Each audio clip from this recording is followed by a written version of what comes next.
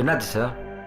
என்னத்த சொல்ல, என் பையன் பிறந்த நாளதுமா வெளியே போனவன் இதோட 1 மாசம் ஆச்சு, இன்னும் வீடு திரும்பல. எங்கெல்லாம தேடி பார்த்துட்டேன், எல்லாத்தையும் விசாரிச்சும் பார்த்துட்டேன். எனக்கு இது வரைக்கும் எந்த தகவலும் கிடைக்கல. இப்போ எனக்கு இருக்க கவலையெல்லாம் என் பையன் இப்போ உயிரோடு இருப்பானா இல்லையானே சந்தேகமா இருக்கு. என் பையனுக்கு என்னாச்சு? என்னாச்சு என் பையனுக்கு சொல்லுங்க.